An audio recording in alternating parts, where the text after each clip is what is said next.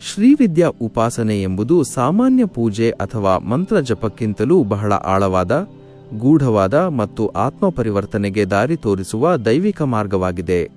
ಈ ಉಪಾಸನೆ ಮುಖ್ಯವಾಗಿ ತ್ರಿಪುರ ಸುಂದರಿ ದೇವಿಯನ್ನು ಕೇಂದ್ರವಾಗಿಸಿಕೊಂಡಿದ್ದು, ಅವಳು ಬ್ರಹ್ಮಾಂಡದ ಮೂಲ ಶಕ್ತಿ, ಚೈತನ್ಯ ಮತ್ತು ಸೃಷ್ಟಿಯ ಮೂಲ ತತ್ವವೆಂದು ಪರಿಗಣಿಸಲಾಗುತ್ತದೆ.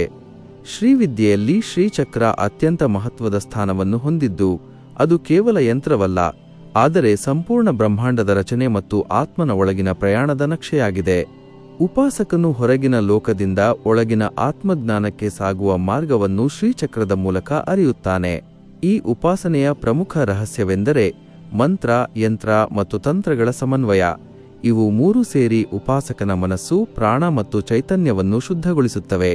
ಪಂಚದಶಿ ಮತ್ತು ಷೋಡಶಿ ಮಂತ್ರಗಳು ಇಲ್ಲಿ ಅತ್ಯಂತ ಶಕ್ತಿಯುತವಾಗಿದ್ದು, ಅವುಗಳನ್ನು ಸರಿಯಾದ ಗುರೋಪದೇಶವಿಲ್ಲದೆ ಜಪಿಸುವುದು ಸೂಕ್ತವಲ್ಲ ಎಂದು ಶಕ್ತತಂತ್ರಗಳು ಸೂಚಿಸುತ್ತವೆ. ಏಕೆಂದರೆ ಈ ಮಂತ್ರಗಳು ಸಾಮಾನ್ಯ ಶಬ್ದಗಳಲ್ಲ, ಅವು ಜೀವಂತ ಶಕ್ತಿಯ ರೂಪಗಳಾಗಿವೆ. ಶ್ರೀವಿದ್ಯಾ ಉಪಾಸನೆಯಲ್ಲಿನ ಇನ್ನೊಂದು ರಹಸ್ಯವೆಂದರೆ ಕುಂದಲಿನಿ ಶಕ್ತಿಯ ಉದಯ. ಇದು ಮೂಲಾಧಾರದಿಂದ ಸಹಸ್ರಾರವರೆಗೆ ಏರಿಕೊಂಡು ಉಪಾಸಕನನ್ನು ಪರಮ ಚೈತನ್ಯಕ್ಕೆ ಸೇರಿಸುತ್ತದೆ.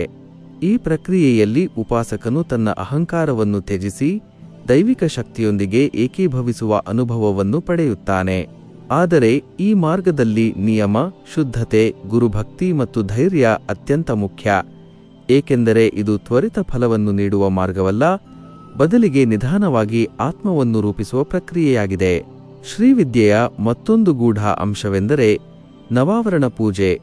ಇದು ಶ್ರೀಚಕ್ರದ 9 ಆವರಣಗಳ ಮೂಲಕ ದೇವಿಯ ವಿಭಿನ್ನ ಶಕ್ತಿಗಳನ್ನು ಆರಾಧಿಸುವ ವಿಧಾನವಾಗಿದೆ. ಪ್ರತಿಯೊಂದು ಆವರಣವೂ ಒಂದು ವಿಭಿನ್ನ ಚೈತನ್ಯ ಸ್ಥಿತಿಯನ್ನು ಸೂಚಿಸುತ್ತದೆ ಮತ್ತು ಉಪಾಸಕನು ಒಂದೊಂದೇ ಹಂತವನ್ನು ದಾಟುತ್ತಾ ಉನ್ನತ ಆತ್ಮಜ್ಞಾನವನ್ನು ಪಡೆಯುತ್ತಾನೆ. ಈ ಉಪಾಸನೆಯ ಅಂತಿಮ ಗುರಿ ಕೇವಲ ಭೌತಿಕ ಲಾಭವಲ್ಲ, ಆದರೆ ಮೋಕ್ಷ, ಶಾಂತಿ ಮತ್ತು ಪರಮ ಆನಂದವನ್ನು ಅನುಭವಿಸುವುದು. ಶ್ರೀವಿದ್ಯಾ ಉಪಾಸನೆ ಮಾಡುವವನು ನಿಧಾನವಾಗಿ ತನ್ನ ಒಳಗಿನ ಭಯ, ಅಹಂಕಾರ ಮತ್ತು ಅಜ್ಞಾನವನ್ನು ಜಯಿಸಿ ತನ್ನ ನಿಜ ಸ್ವರೂಪವನ್ನು ಅರಿಯುತ್ತಾನೆ. ಈ ಮಾರ್ಗವು ಅತ್ಯಂತ ಶಕ್ತಿಯುತವಾದರೂ ಅದನ್ನು ಸರಿಯಾದ ಮಾರ್ಗದರ್ಶನ ಮತ್ತು ಶುದ್ಧ ಮನಸ್ಸಿನಿಂದ ಅನುಸರಿಸುವುದು ಅತ್ಯಗತ್ಯ. ಏಕೆಂದರೆ ಶ್ರೀವಿದ್ಯಾ ಉಪಾಸನೆ ಒಂದು ದೈವಿಕ ವಿಜ್ಞಾನವಾಗಿದ್ದು, ಅದನ್ನು ಗೌರವ ಮತ್ತು ಭಕ್ತಿಯಿಂದ ನಡೆಸಿದಾಗ ಮಾತ್ರ ಅದರ ನಿಜವಾದ ರಹಸ್ಯ ಮತ್ತು ಅನುಭವವು ತೆರೆದುಕೊಳ್ಳುತ್ತದೆ. ಶ್ರೀವಿದ್ಯಾ ಉಪಾಸನೆಯ ಈ ಗೂಢ ಮಾರ್ಗದಲ್ಲಿ ಮುಂದಿನ ಹಂತವು ಮಂತ್ರಶಕ್ತಿಯ ನಿಜವಾದ ಅರ್ಥವನ್ನು ಅರಿಯುವುದಾಗಿದೆ. ಪ್ರಾಚೀನ ಕಾಲದಿಂದ ಮಹರ್ಷಿಗಳು ಸಂರಕ್ಷಿಸಿಕೊಂಡು ಬಂದಿರುವ ಮಂತ್ರಗಳು ಕೇವಲ ಪದಗಳ ಸಮೂಹವಲ್ಲ, ಅವು ಬ್ರಹ್ಮಾಂಡದ ನಾದ ಮತ್ತು ಚೈತನ್ಯದ ಸಂಕೇತಗಳಾಗಿವೆ. ಈ ಮಂತ್ರಗಳು ಉಪಾಸಕನ ಮನಸ್ಸಿನ ಆಳದಲ್ಲಿರುವ ಸೂಕ್ಷ್ಮ ಶಕ್ತಿಗಳನ್ನು ಜಾಗೃತಗೊಳಿಸಿ ಅವನನ್ನು ಒಳಗಿನ ದಿವ್ಯತೆಯತ್ತ ಕೊಂಡೊಯ್ಯುತ್ತವೆ. ಶ್ರೀವಿದ್ಯೆಯಲ್ಲಿ ಅತ್ಯಂತ ಪವಿತ್ರ ಮತ್ತು ಗೂಢವೆಂದು ಪರಿಗಣಿಸಲ್ಪಡುವ ಪ್ರಾಚೀನ ಮಂತ್ರಗಳಲ್ಲಿ ಪ್ರಮುಖವಾದುದು ಪಂಚದಶಿ ಮಂತ್ರದ ತತ್ವವಾಗಿದೆ. ಇದರ ಮೂಲ ರೂಪವನ್ನು ಸಾಮಾನ್ಯವಾಗಿ ಬಹಿರಂಗವಾಗಿ ಹೇಳುವುದಿಲ್ಲ, ಆದರೆ ಅದರ ಸಾರಭೂತ ರೂಪವನ್ನು ಮಹರ್ಷಿಗಳು ಕ ಎ ಇ ಲಾ ಹ್ರೀಂ, ಹ ಸಾ ಕ ಹ ಲಾ ಹ್ರೀಂ, ಸಾ ಕ ಲಾ ಹ್ರೀಂ ಎಂಬ ಬೀಜಾಕ್ಷರಗಳ ಮೂಲಕ ಸೂಚಿಸಿದ್ದಾರೆ. ಈ ಬೀಜಾಕ್ಷರಗಳು ದೇವಿಯ ವಿವಿಧ ಶಕ್ತಿಗಳನ್ನು ಪ್ರತಿನಿಧಿಸುತ್ತವೆ.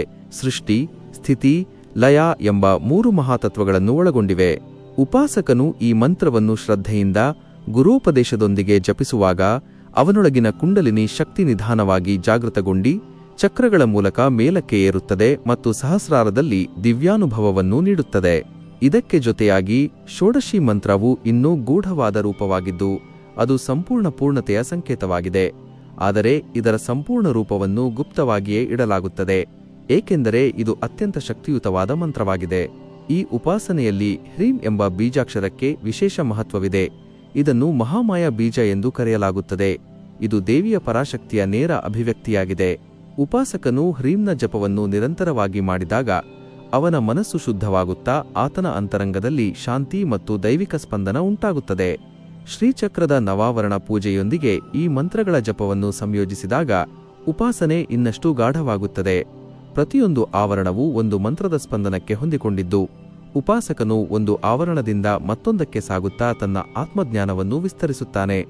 ಈ ಎಲ್ಲಾ ಪ್ರಕ್ರಿಯೆಯ ಮಧ್ಯೆ ಅತ್ಯಂತ ಮುಖ್ಯವಾದ ರಹಸ್ಯವೆಂದರೆ ಭಾವ. ಕೇವಲ ಮಂತ್ರವನ್ನು ಉಚ್ಚರಿಸುವುದರಿಂದ ಫಲ ಸಿಗುವುದಿಲ್ಲ, ಆದರೆ ಅದನ್ನು ಹೃದಯಪೂರ್ವಕವಾಗಿ ದೈವಿಕತೆಯೊಂದಿಗೆ ಒಂದಾಗುವ ಭಾವದಿಂದ ಜಪಿಸುವುದು ಮುಖ್ಯ. ಪ್ರಾಚೀನ ಋಷಿಗಳು ಹೇಳಿದಂತೆ ಮಂತ್ರವು ಜೀವಂತವಾಗುವುದು ಉಪಾಸಕನ ಭಕ್ತಿಯಿಂದ ಮತ್ತು ಶುದ್ಧ ಮನಸ್ಸಿನಿಂದ ಮಾತ್ರ. ಈ ಮಾರ್ಗದಲ್ಲಿ ಆತುರವಿಲ್ಲ, ತಾಳ್ಮೆ ಮತ್ತು ಶ್ರದ್ಧೆ ಮುಖ್ಯ. ನಿಧಾನವಾಗಿ ಉಪಾಸಕನು ತನ್ನೊಳಗಿನ ಅಂಧಕಾರವನ್ನು ದೂರ ಮಾಡಿಕೊಂಡು ಬೆಳಕಿನತ್ತ ಸಾಗುತ್ತಾನೆ. ಅಂತಿಮವಾಗಿ ಶ್ರೀವಿದ್ಯಾ ಉಪಾಸನೆಯ ಸತ್ಯ ರಹಸ್ಯವೆಂದರೆ ಹೊರಗಿನ ದೇವಿಯನ್ನು ಆರಾಧಿಸುವುದರಿಂದ ಒಳಗಿನ ದೇವತ್ವವನ್ನು ಅರಿಯುವ ಪರಿವರ್ತನೆ. ಅದು ಆತ್ಮ ಮತ್ತು ಪರಮಾತ್ಮನ ಏಕತ್ವದ ಅನುಭವ. ಅಲ್ಲಿ ಎಲ್ಲ ಭೇದಗಳು ಕರಗಿ ಹೋಗುತ್ತವೆ ಮತ್ತು ಉಳಿಯುವುದು ಕೇವಲ ಶಾಂತಿ, ಆನಂದ ಮತ್ತು ಅನಂತ ಚೈತನ್ಯ ಮಾತ್ರ.